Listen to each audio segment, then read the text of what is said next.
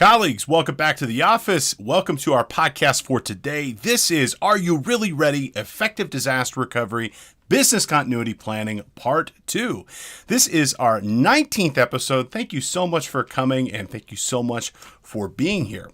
In today's podcast, we are going to be looking at various things that could be very useful for helping reduce your risk and exposure as it relates to disasters. Disasters of all types and sizes can occur, from hurricanes and tornadoes and earthquakes to data breaches, privilege misuse, and much more. In this series, we're looking at all the horrible things that could potentially happen to your organization and some things that you can do to help mitigate and reduce your risk and exposure to these items. The best possible thing is to have a plan in place and never actually have to use it. But not having a plan in place can be absolutely detrimental to your organization because in the event that you need it, you're not going to have something that you can fall back to that's going to give you the guidance and direction to help reduce your risk and help bring back and come back online. So in our first section, and we'll do a quick recap here just in a little minute, talking about what we talked about in our first episode here. But in today's episode, what we're going to talk about today is primarily data breaches. And that is a phrase that hopefully strikes fear into everybody's heart, because it is something, in my opinion, that every organization is subject to and every organization could fall victim to at some point. And the risks and damages that can come from a data breach are truly outstanding and truly detrimental to your organization. And it doesn't matter if you're a dentist shop working on Main Street or you're a Fortune 500 company, having your data stolen and having it being used against you or made public for your customers can put you out of business, or at the very minimum, absolutely tarnish your reputation in the marketplace. So we're going to talk about what data breaches are. We're also going to talk about other nasty things that could come to corrupt your data, including things like malware, ransomware, and others. And we'll discuss how these different attacks occur and the different methods that you can do to reduce your risk. I'm going to give you tons of different security tools. I'm going to give you my best advice, the stuff I follow myself with respect to reducing my organization's risk and exposure. Now, data breaches are one thing. However, there's still run-of-the-mill data loss, okay? And data loss can come from corruption of a hard drive. It can come from having files accidentally deleted, and much more. And data loss still happens in a lot of organizations for a lot of different reasons. Accidents, all the way up to intentional deletions based off of maybe a malicious intent of an employee or a vendor who, attempts a vendor or a competitor who maybe hacks your systems and deletes your data. Having data loss can be just as detrimental to your organization. And in fact, there's been numerous studies that have shown over the years that organizations that lose access to their data face significant risks with respect to staying in business. And it is a business continuity risk for an organization. So we'll talk about why data loss can occur. And I'm also going to focus in this section giving you a backup plan and talking about some different methods of backup. Again, just like a business continuity plan, a backup plan is something you hope to never have to use, but when you need it, you are so thankful that you took the time to put it in place. And so we'll talk about a bunch of different types of backup options and some different approaches at an organizational level that you can do to help bring your business back online in the event of a disaster. Alrighty, so I do want to remind you that if you are a financial professional, and I hope you are, that you can earn credit for today's podcast. Head on over to cpetoday.com, use course code DRB2, take a short 5-question quiz about today's podcast, and you will earn yourself one shiny credit for today's podcast, and you'll be well on your way for maintaining your professional licensing. We have CPE credit for all of our podcasts. It's super simple. It takes you maybe 2 to 3 minutes to actually earn the credit, and it's a great way to stay on top of your licensing. For myself, and I'm sure most of you, those continuing education credits sneak up on you, and you find yourself at the renewal and you might be 20 or more credits short. Well, guess what? You can earn credits just by listening to a podcast, and something you'd maybe do already. So again, if you're interested in earning today's credits, by all means, please head on over to cpetoday.com, use course code DRB2, take a quick exam, and you will earn a credit for today's podcast.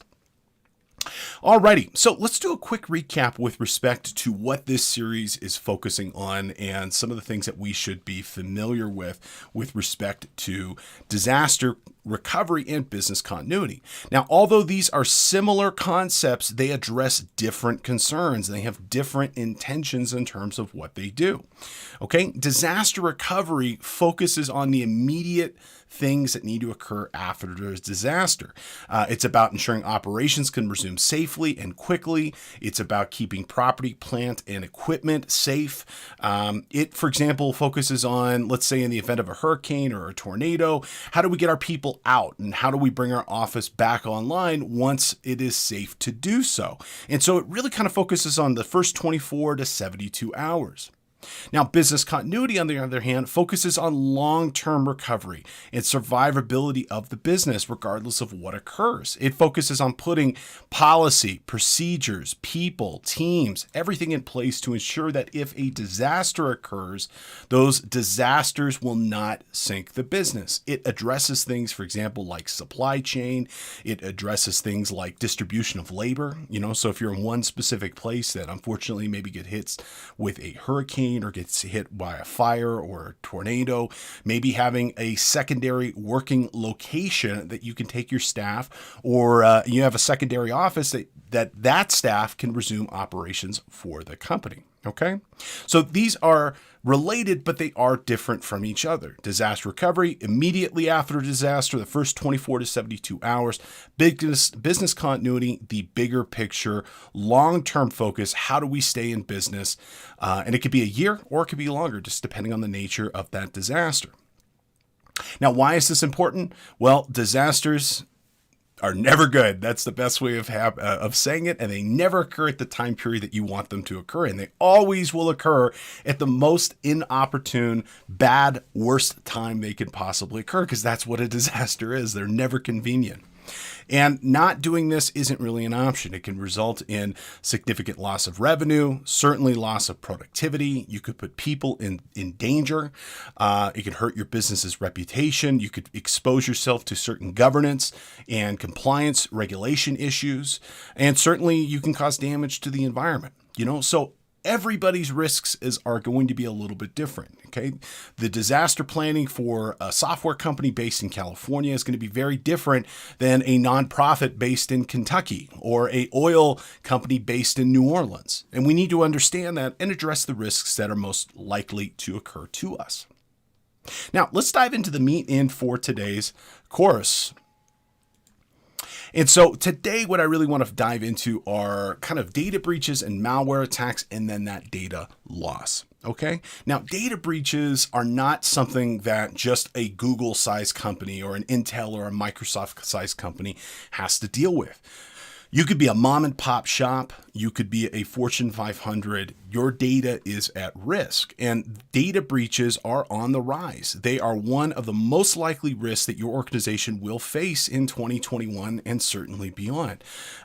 Data has been compared to, and I tend to agree with this, like the black gold of the modern century. It is one of the most valuable things that organizations have, and other people want it for purposes of identity theft, for purposes of exfiltrating the data to steal trade secrets, certainly for financial gain. There are plenty of reasons why people want to steal your organization's data. And we all need to be vigilant with respect to keeping this data safe and secure. Security starts at the top and it works its way down. And if the security isn't taken seriously at the chair, board of directors level, and then ultimately senior management and below, it's never going to be a priority for other people. So we have to make sure that this is an organizational priority in terms of what we take seriously.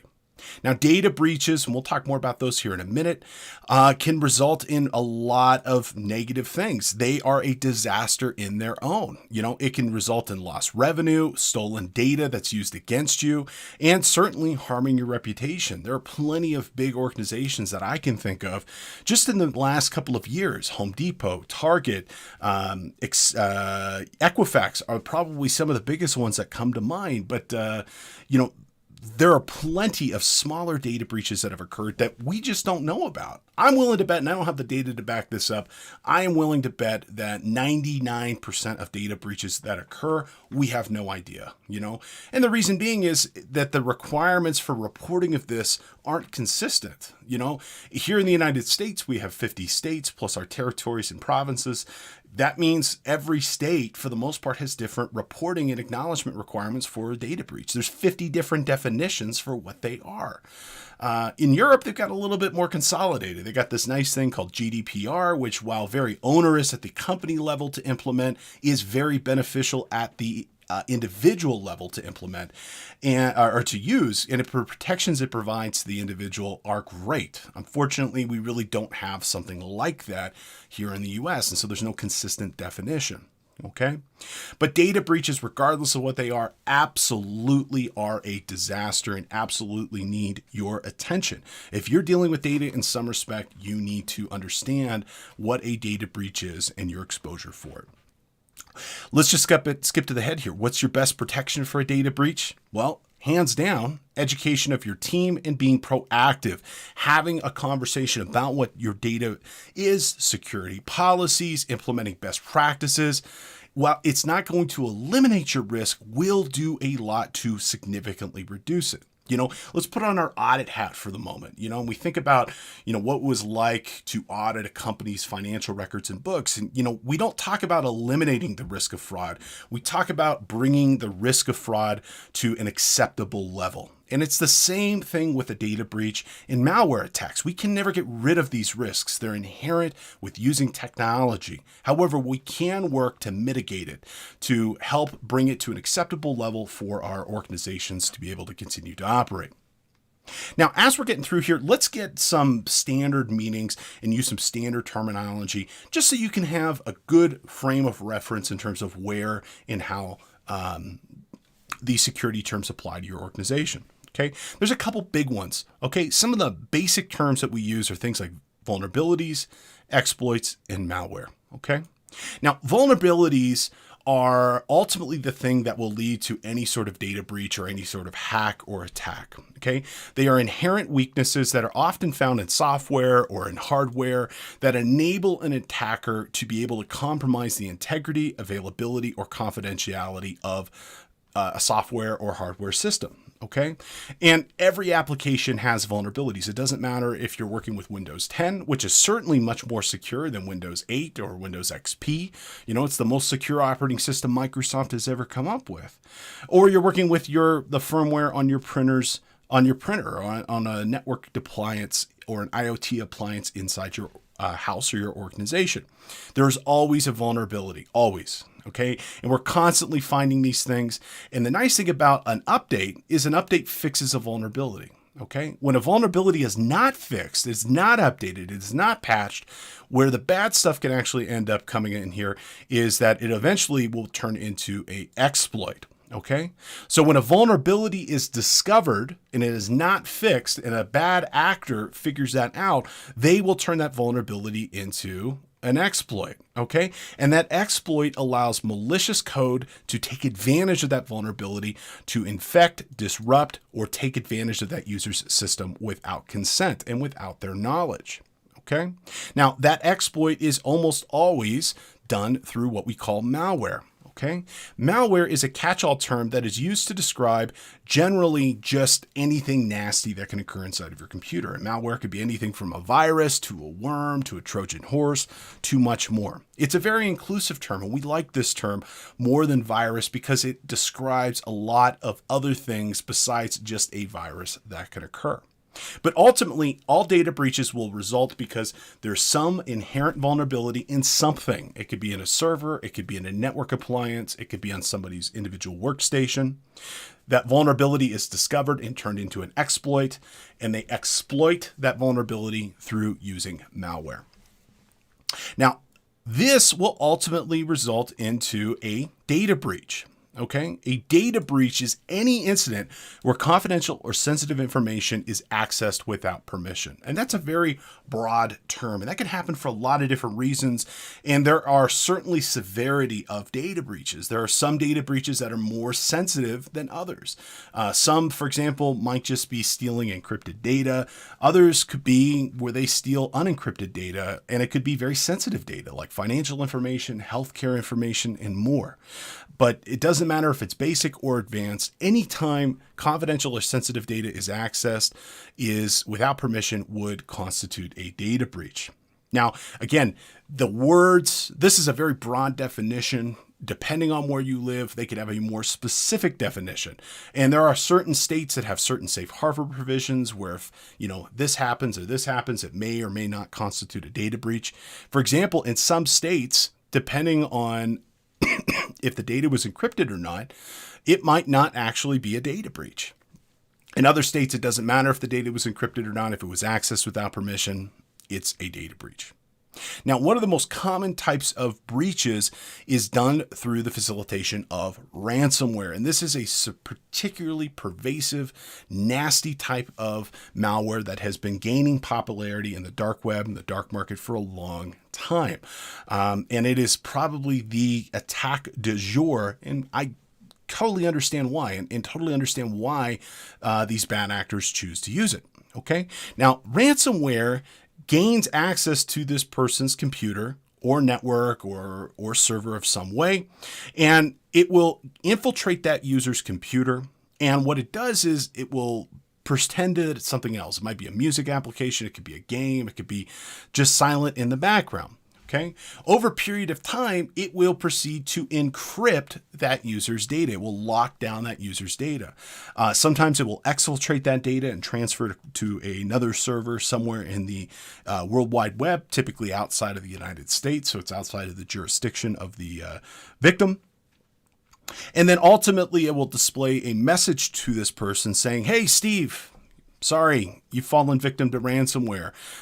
In order to get access to your data and to get it back, you're going to have to pay a fee. And that fee can range anywhere from a couple $100 to hundreds of thousands of dollars, depending on who you are and what type of data that they've taken. And this is almost always paid in the form of cryptocurrency, Bitcoin, Ethereum, something like that, that would be transferred to the attacker's wallet. So data breaches and ransomware really kind of go hand in hand with each other for how they affect people. You can check out this link if you'd like to learn a little bit more about them.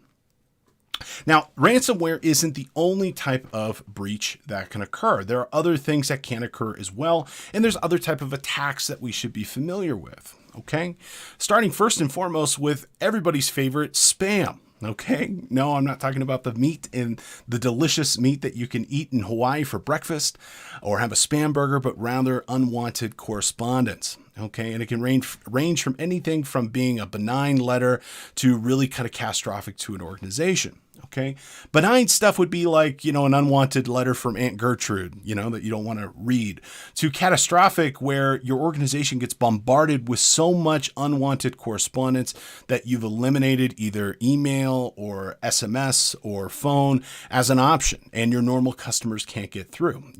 Some organizations will occur and have spam attacks that can be in the millions of messages in minutes, to the point that it floods their email servers and they're not able to conduct work. Now, a more pervasive and a more malicious type of spam is what we call phishing and spear phishing. Okay. Now, phishing is, and there's bulk phishing and then there's spear phishing. Bulk phishing is when we send out tens of thousands, millions, even billions of emails to people all over the world, pretending to be, for example, Bank of America or UPS. And ultimately what we're trying to get them to do is to click on a link and to share their sensitive information, passwords, credit card information, other stuff like that. And then we turn around and we sell it or we use that information for our own. If you've ever gotten an email from the IRS that was horrifically misspelled or didn't seem right, or if you've ever gotten an email from UPS, but not UPS United States, something outside of this that, again, doesn't look right exactly, well, you have received a phishing email. And if you haven't, I'm honestly surprised because this is something most of us deal with every single day. Now, a worse type of spear phishing, and I bring it up because it specifically targets a lot of financial professionals, is called spear phishing. Okay. Now, spear phishing is when you yourself are specifically targeted. And they love going after financial professionals because we typically are the gatekeepers and have access to really sensitive information. And if your organization, for example, deals with international wire transfers, you yourself you have a target on your back. You should be aware of this. And this is when they design a specific campaign to manipulate you to willingly handing over your information. And some of you might have experienced this, and you can think and nod to yourself silently now if this has happened to you. Have you ever gotten an email from what appeared to be your boss or appeared to be the CFO or CEO of the company asking for you to wire money to an account you've never heard of? Well, that happens all the time, and that's a great example of spear phishing. The person who is in charge of the wire transfers is stalked, typically on services like LinkedIn. They might go through your organization's website trying to find people. They will pretend to be the boss, pretend to be the CEO, ultimately trying to dupe you into wiring money somewhere that you shouldn't wire into. And that happens quite often. Now, one of the most common attacks that we see now, and phishing is certainly a component of it, and it warrants specific attention to discuss this, is social engineering. Okay? Most attacks, short of malware and short of ransomware, when we talk about good old-fashioned fraud, especially when it involves technology, it almost always involves social engineering. Okay. And social engineering is the manipulation of a person into performing actions or divulging confidential information. It's essentially a good old-fashioned con job, and this happens more than you can imagine. Most high-profile data breaches aren't really that complicated at the end of the day. It's usually somebody accidentally clicking something they shouldn't have clicked on, opening an email they shouldn't have opened, but they're not really sophisticated, really, at the end of the day. Most of the time, they manipulate somebody to do the heavy lifting. Why write a sophisticated, advanced computer malware application when I could just call up and pretend to be the IT company or pretend to be the CEO or pretend to be somebody else and have Bob or Susan or Karen, from accounting or IT willingly hand over this information to us? It happens more than you can think. And they're ultimately trying to manipulate you to willingly handing over information like your password, or they might send you something and then they call you up and try to get you to download something from an email and open it up and it infects your computer, or something equally awful. And this happens all the time. If you've ever gotten a phone call from the IRS, and the person on the other side of the phone has a heavy foreign accent, and doesn't seem to really have a strong grasp over how the Internal Revenue Service works, guess what? You are experiencing a social engineering attack. Now, my best advice to all of you is be very wary about what information you give when you're not face-to-face with somebody. I can tell you right now, anything involving digital communications, a phone call, an SMS message, an email, a fax, all of it can be manipulated and faked. I can do it. I've done it. I've demonstrated this to other people, and you, for the most part, cannot rely on anything being presented to you digitally that it is itself authentic most of the time. There are certain services like DocuSign as an example, or Adobe Sign, where there's a fair amount of authenticity in tracking, but that is the exception to the rule. So be very careful about the people you do business with and the context that you talk about. You might want to identify, for example, identification policies so that you can identify an authorized person from just a fake scammer. Now, if this information is of particular interest to you, I got to tell you about one of my favorite documents that I read every single year. And it is the Data Breach Investigations Report put out by Verizon. Okay. And I get a lot of my ideas around what do I need to prepare? What do I need to think about? What do I want to talk about this year for security to you wonderful folks from this report? In my opinion, it's probably the best written and most comprehensive analysis over data breaches in the whole world. And it's prepared annually by Verizon. They've got contributors worldwide from the Interpol and the FBI and the Secret Service to many other international agencies as well. And it's a survey that looks at all the major data breaches that have occurred, stuff you're familiar with, stuff you probably never even knew that occurred. And it focuses on what happened and, more importantly, what can be done to prevent these issues from occurring in the future. It's really good for gaining insight on current and future state of security. And it's a report that I tend to look at every year to know, what do I need to protect myself and what do I need to protect my business and my clients from. They also go in depth to various industries, major stuff, healthcare, education, professional service, government, manufacturing, to talk about, hey, in your industry, this is what you should be familiar with and work with. In a future podcast, we're going to dive into the current years when they released the 2021 of this. And over a series of podcasts, we're going to dissect the findings from this report. And we're going to talk about it industry by industry about what you should do and what you should operate with and what you should be mostly preparing yourself for. All right, let's go ahead and have our first review question for the day. All righty. So, which of the following attacks could result in a data breach for your organization? Is it downloading malware from a website? Absolutely, that can certainly result in getting a data breach for your organization. Is it opening an email attachment which was infected by a virus? You betcha, that would work. Plugging in a USB drive that contained malicious code. You should be aware of these little guys. If you haven't seen one before, this is a USB thumb drive. And I've got several of them for different purposes. However, I'm very careful about where I get them, and I don't like them coming from other people. You'll see these often at trade shows. They'll be given away, at least when we used to get together in person in the pre-COVID days. And I always cringe when people just stick them into their computers without knowing where they came from, because they absolutely can infect your computer with malicious code. So that's awesome. So our correct response here is all of the above. Any of these can result in a data breach to your organization. So speaking of data breaches, let's talk about some of the things that we could do to help reduce our risk and exposure. Okay, so if you suspect a data breach, here is some quick advice that I would recommend that you take a look at and consider. Even if there isn't a data breach, ultimately, this is good advice even when you suspect it.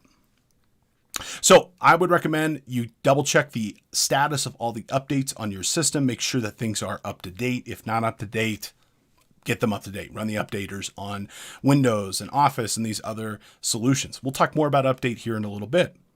Okay. If you have an anti-malware solution, and I hope you do, run a detailed, deep scan across your different possibly infected systems and see if there is some malicious code that is running on there. And hopefully, if it's a reputable anti-malware solution, you know what? It should catch it. Now, if you do find a problem, your best bet, especially with ransomware, absolutely disconnect that device from the internet and disconnect it from the other devices in the network. Ransomware, malware can spread to other devices in the network, and if you disconnect it, you're going to make and reduce your risk to a more acceptable level, and you reduce your opportunity for that malware to, jump over and infect other machines in the network.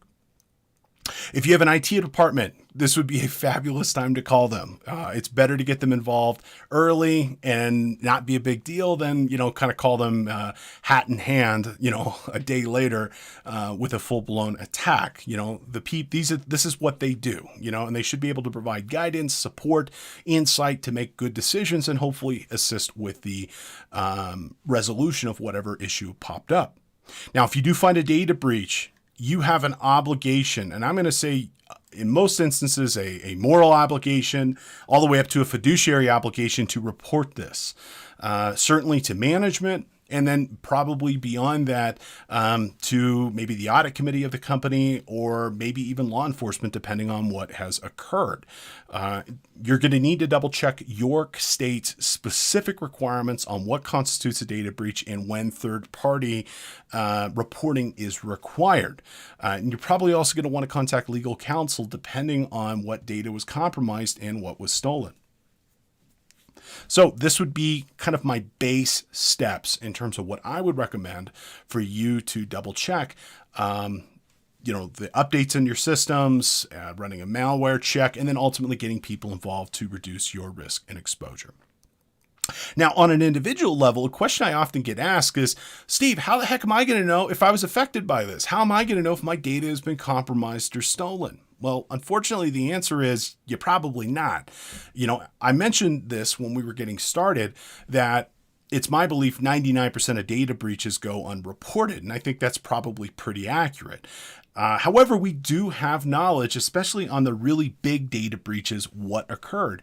And we know, for example, like the Equifax breach occurred. We know the IRS had a breach in about 2015-16. We know Target had a breach. We know Home Depot had a breach.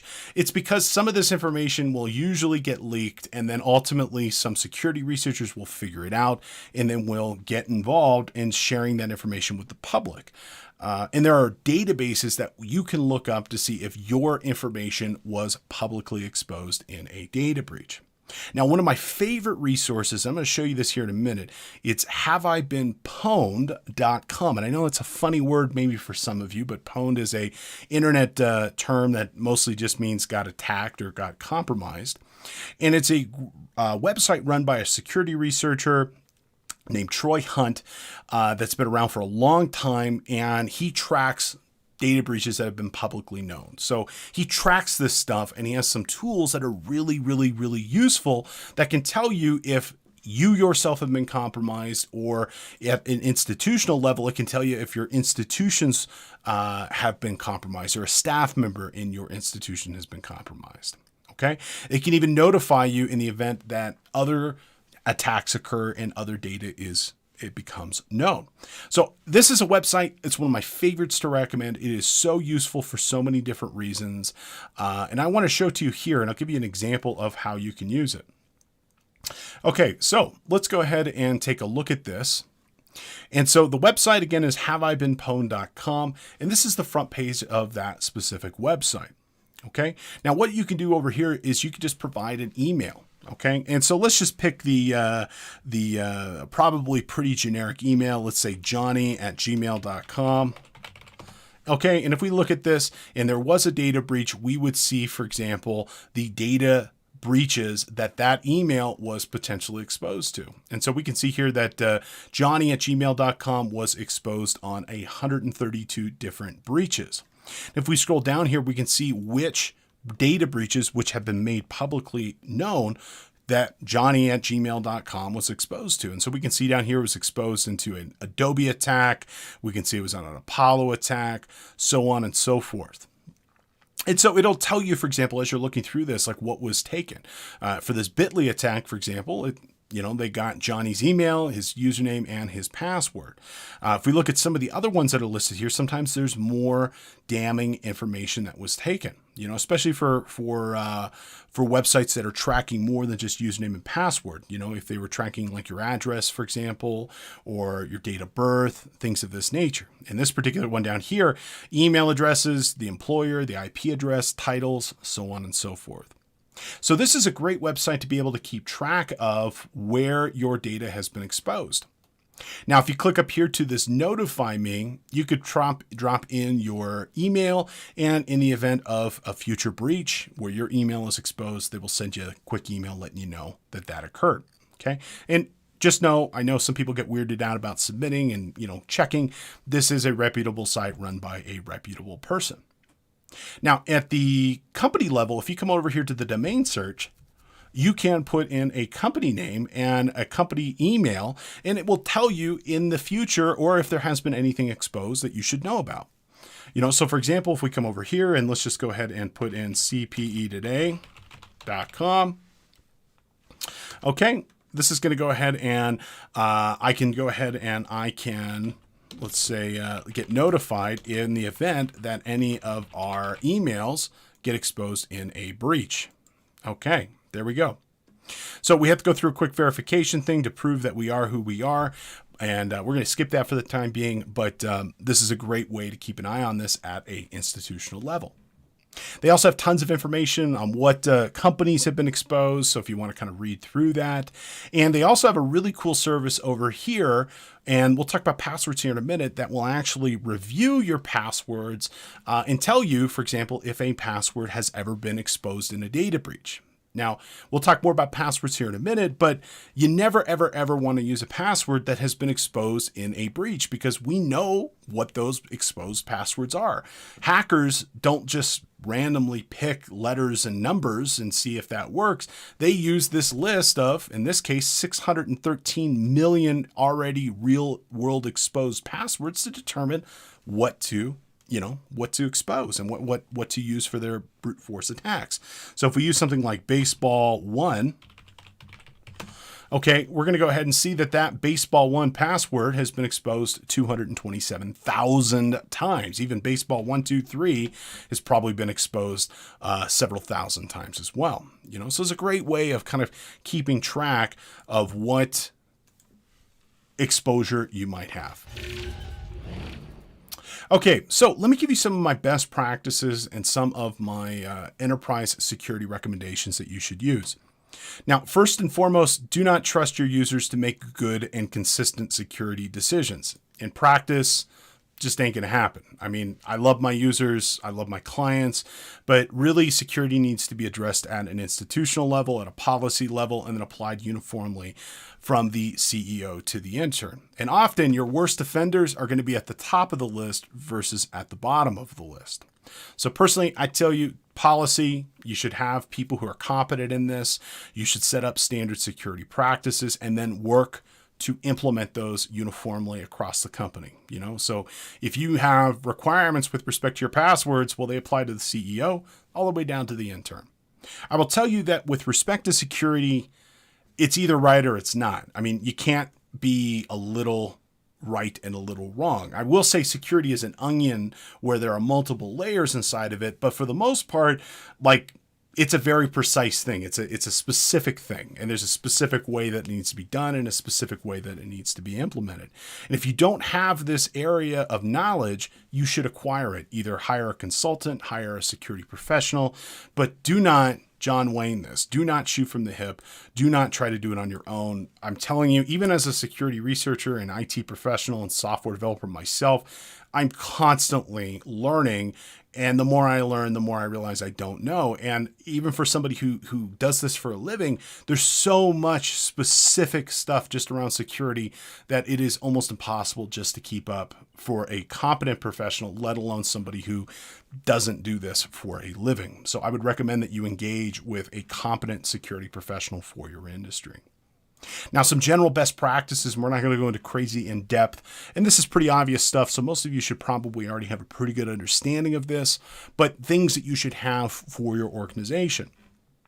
Antivirus, anti-malware is a must.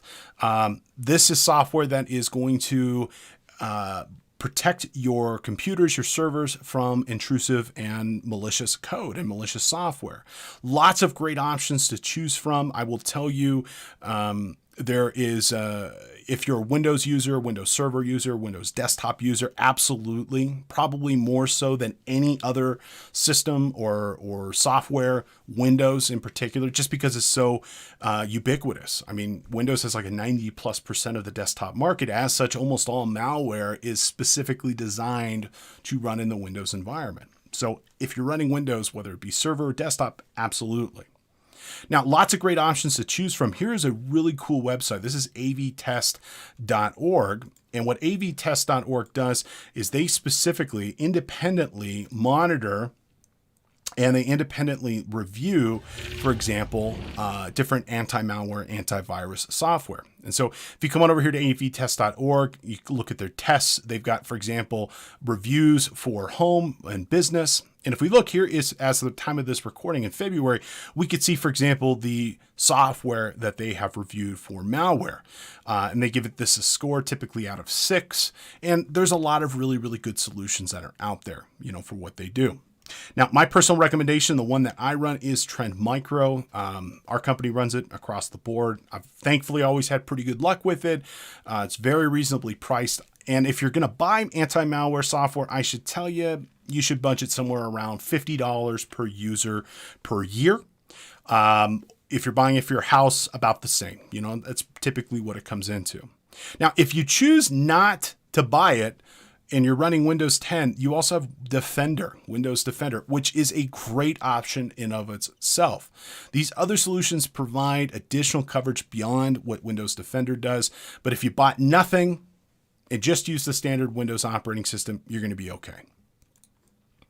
So lots of great options there that you can consider for your company. And there's going to be different use cases depending on when you might want to use one or the other.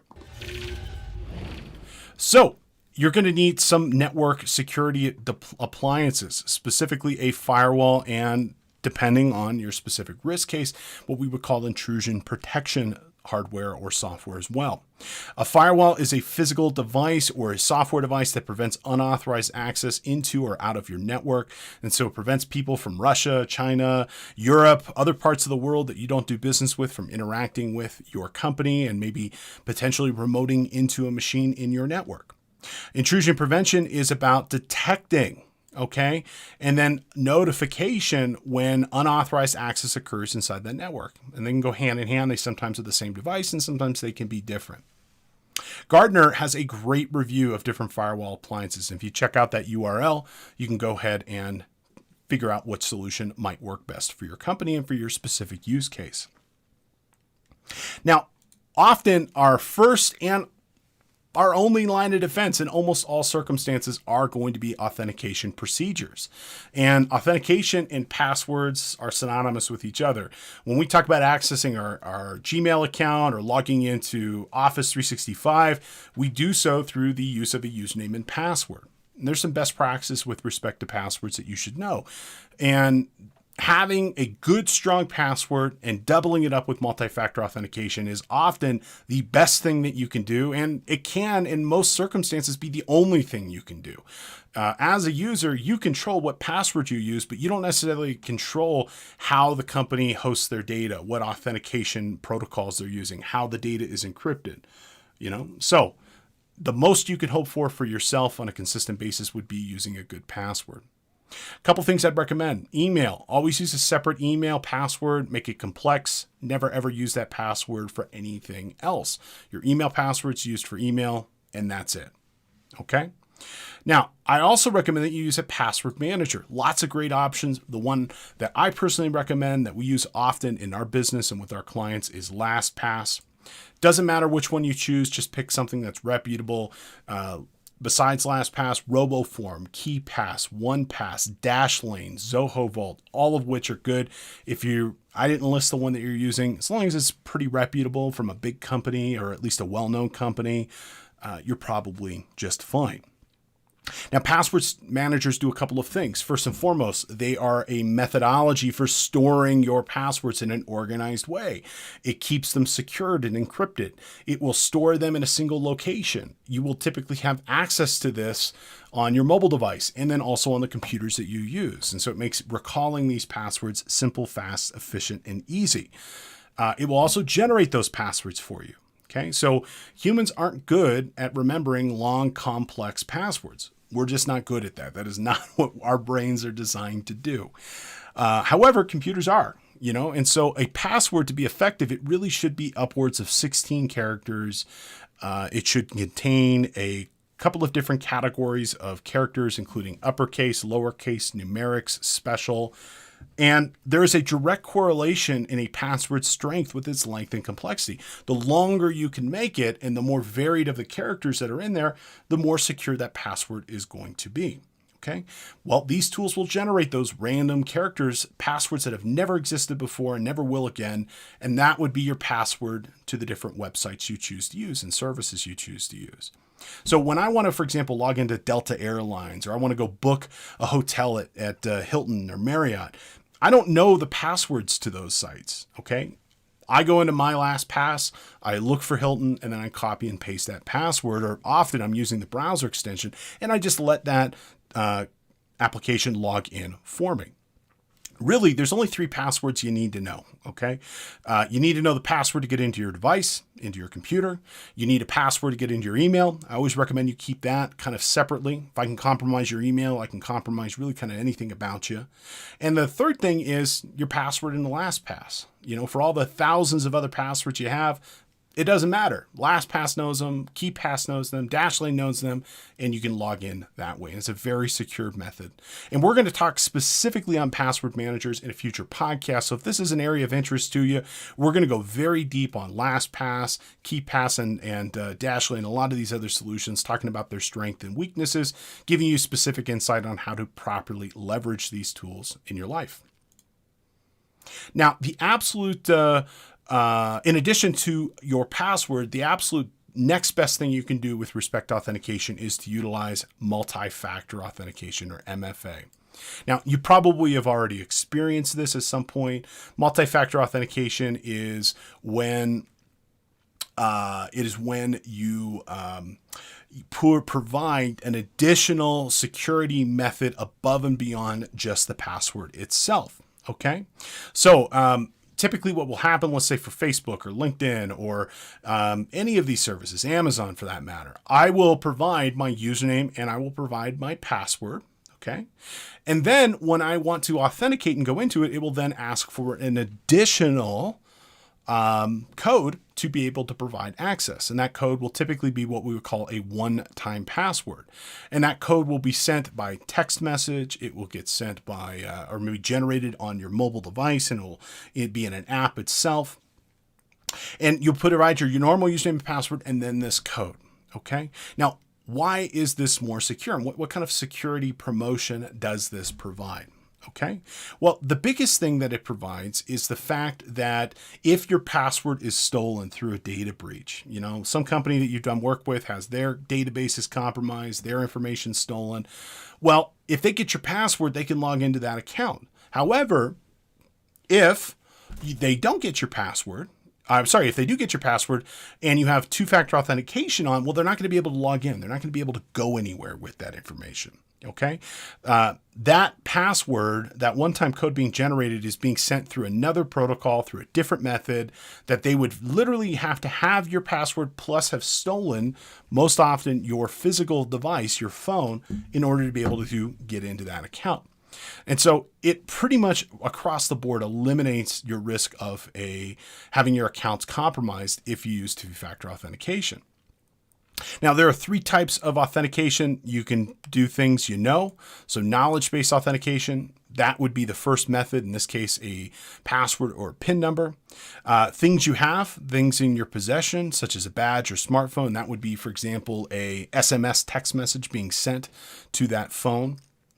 And they can also test things you are. So biometric stuff, for example, Face ID on Apple devices or Touch ID, any one of those.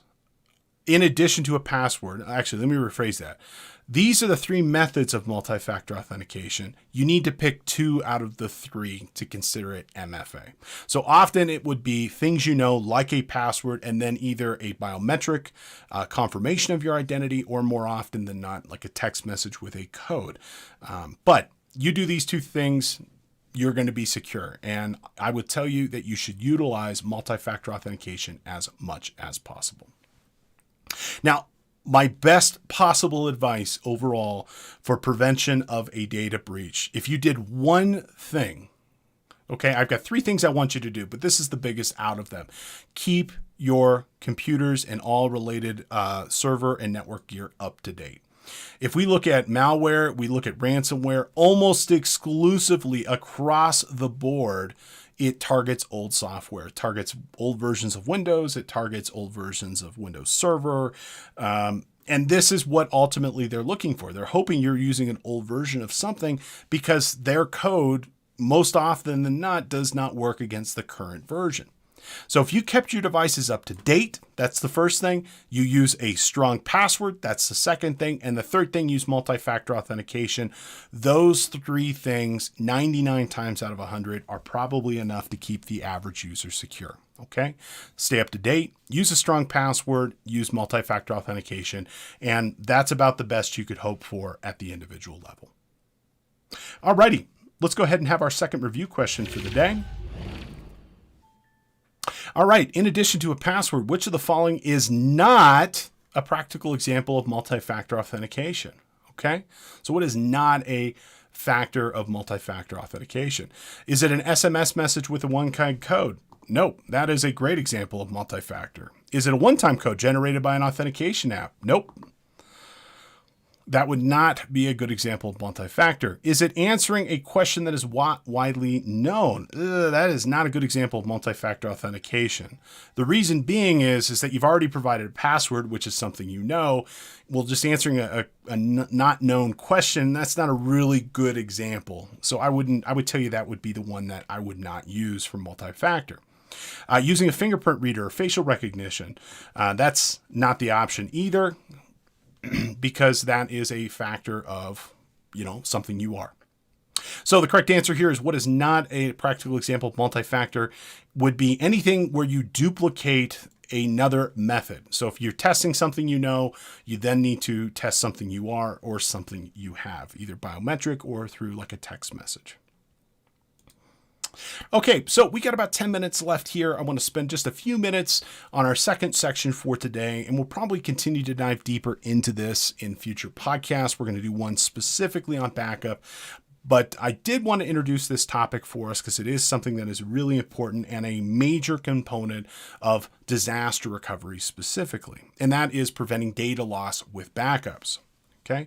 There's been a number of studies. The one that most recently comes to mind was one that was put together in the aftermath of Hurricane Katrina by the Department of Commerce that looked at the affected businesses there.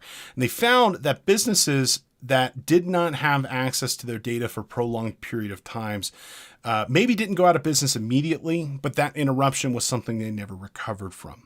And so data loss is just as detrimental to an organization as a hurricane in some respects, or a tornado. And they can happen for different reasons. I mean, malware, for example, could infect your network, wipe out your servers, wipe out your backups. And what are you going to do from that point? We also have physical failure too. I mean, all devices, doesn't matter how bright and shiny and new it is, the day you get it, will die, and will die in a unpredictable and often catastrophic and often at the worst possible time that you need it. So physical devices don't last forever. We ideally need to replace them before they fail, and we want to have a backup plan in place in the event that they do. We never want to have to use a backup, but it is something we absolutely cannot recreate if we don't do it proactively. This is something you can't do at any point. You have to do it ahead of time.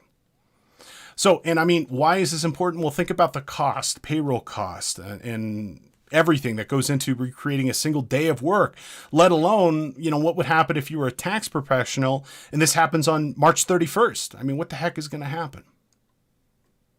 Now, all devices will eventually die. Here's an example of a hard drive. Thankfully, this is becoming less and less relevant because we have cloud technology, and we also have, for example, solid state disks, and thankfully backup is so much easier. But hard drives die. They die for a ton of different reasons. Power failure, they can get damaged because of movement. Over here we can see, for example, a hard disk where the reading arm has essentially scratched this disk. This is 100% unusable. All this data is lost. Here's an example of a hard drive that was burned up in a fire. Clearly not going to be able to recover anything. And sometimes we have what we call a logical failure, where the disk just dies because of either a bad software update or something else. And sometimes you could see the issue and sometimes not. One of the best tips, especially with anything mechanical, is avoid using mechanical stuff to begin with. For example, using a solid state disk is a much better option because it has a lower failure rate, uses less power, and it's also a lot faster. So just realize by the time a hard disk fails, that ship has sailed. There are data recovery places, but even under the best of circumstances, you've got a 50-50 shot, and those odds can go down dramatically depending on the circumstances of what occurs. So backup.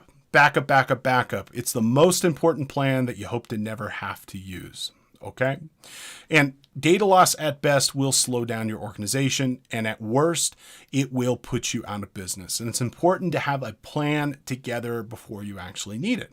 Now, for a good backup plan, it should be automatic. it should be redundant, it should be off-site, and it should be regularly tested.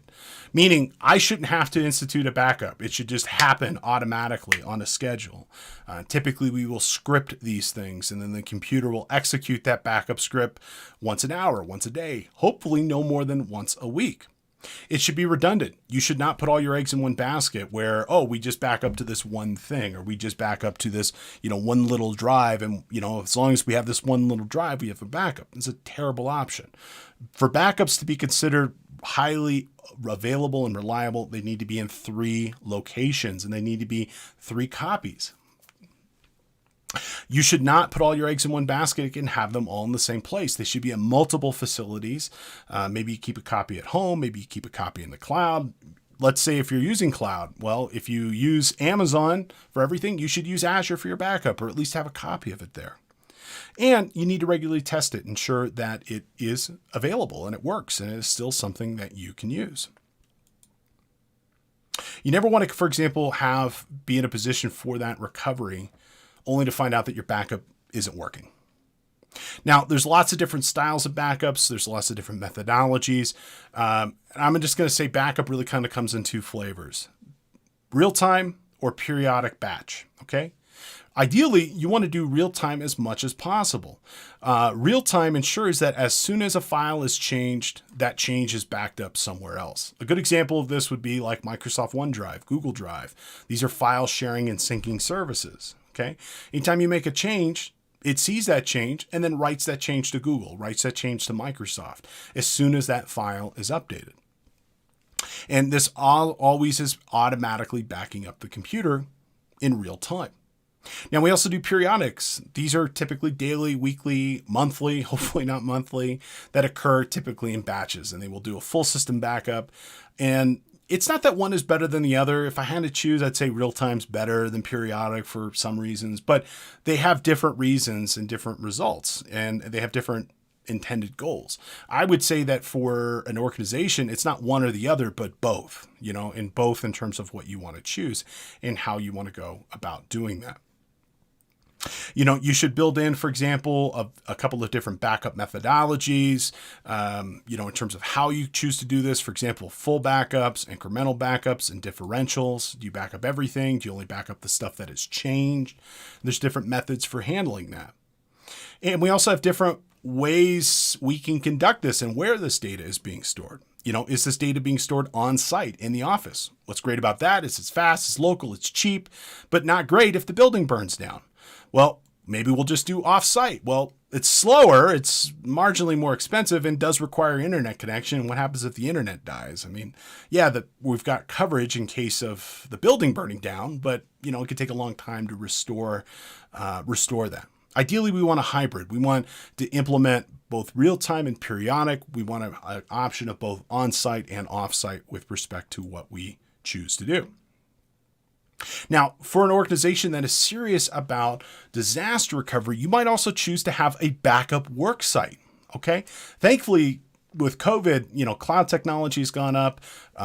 Remote office technology has gone up. It's so simple now. I mean, your backup site could be as simple as just sending your staff home to work from home. That works, or it could be having a whole separate facility in the event that your building burns down. We have 3 different types. We have cold sites, we have hot sites, and we have warm sites. Okay. And these are great for organizations with very specific continuity requirements that need to maintain operations like a call center, data center, manufacturing facility, where if that facility itself was taken offline, what are we going to do? Okay. Cold sites are basically just empty operational spaces with basic facilities. They would take time, money, and resources to bring them online. Okay, we have hot sites. These are pretty much an exact duplicate of the original site.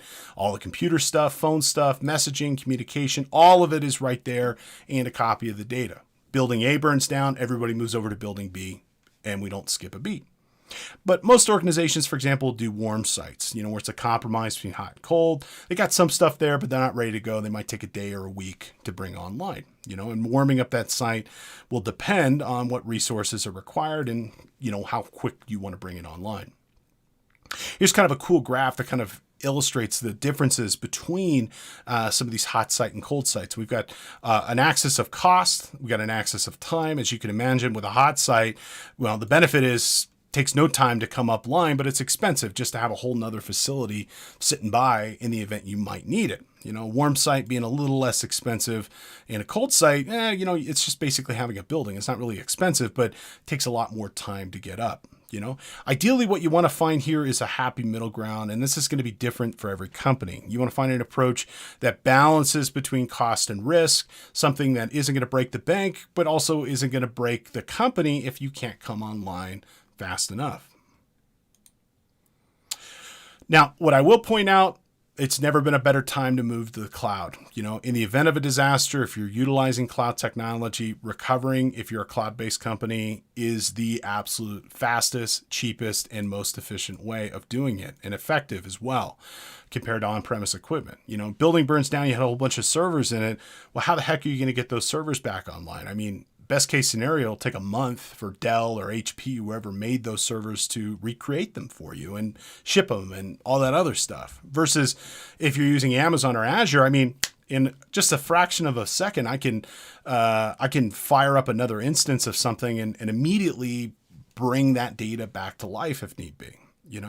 And so backing up and restoring data from a cloud position is so much better from a risk management perspective than on-premise and traditional methods. So I would tell you, as you're starting to look at data loss inside your organization, if cloud is not a significant component of your operations, you're missing the boat. You're missing you're missing a big opportunity for the company. All right, that does bring us to the end of our presentation for today. Let's go ahead and have our final review question. Okay. Which of the following is not a characteristic of a quality backup methodology? Okay. Is it everything should be in one place? You know what? That is not part of a quality backup methodology. So that is our answer. But let's look at the other three. Okay. A good backup methodology absolutely should be automatic, should not require a user to initiate it. It should be redundant in multiple places, and it should be regularly tested. You don't want to come to the end of this only to find out that your backup wasn't working and it wasn't correct. Okay, so in summary, what did we learn today? Well, we talked about data breaches, and we talked about what they are and how they can leak sensitive information. We also talked about data loss and what the effect could be in the organization, how we can minimize that risk through having a good backup plan. Now, this is episode 2. We're going to do a whole bunch on this with disaster recovery and business continuity. In future episodes of this series, we're going to talk again more about different disaster types and different methods for restoring data in those positions and reducing our risk for those particular disasters. And we're also going to take a look at writing a business continuity plan and a disaster recovery plan, putting pen to paper, if you will, or maybe fingers to keyboards, and actually putting together a plan for our organization that will proactively make decisions about what we're going to do and how we are going to do it in the event of a disaster. All right, so please stay tuned. So much more great information coming. Now, as our final reminder, if you are a financial professional, and I hope you are, you can earn credits for listening or watching to today's broadcast. I know. You can earn a credit very quickly. It'll take you just a couple of minutes. Head on over to cpetoday.com. Use course code DRB2. And you'll take a short 5-question exam, and you will earn a completion certificate, and you'll be well on your way for maintaining your licensing. So very easy to do, very fast to do. Check it out. You can get your credits today. And we're putting out new episodes twice a week, typically Tuesdays and Fridays at 11 Pacific, that you can watch live on Facebook, YouTube, and on our website itself. So if you enjoyed today's broadcast, we'd love for you to leave a comment. Let us know what you liked. If you have any questions, or if you have any material that maybe you'd like to see us discuss in a future podcast, love to do it. You can find us on most social media at CPE Today. Okay. And as a reminder, you can also listen to our podcast anytime you'd like. We're on a variety of streaming platforms, including Apple Podcasts, Spotify, Google, SoundCloud, and more. We'd love for you to leave a review, subscribe, like, and let us know what you think. We're a growing business. We're just getting started here. We've got so much more great content to come, but we can't do it without you. So please consider tuning in and following us and letting us know how we can serve you better. It has been my absolute and sincere privilege to present this material for you. Stay tuned. Many more great episodes to come. Take care, and I'll see you the next time.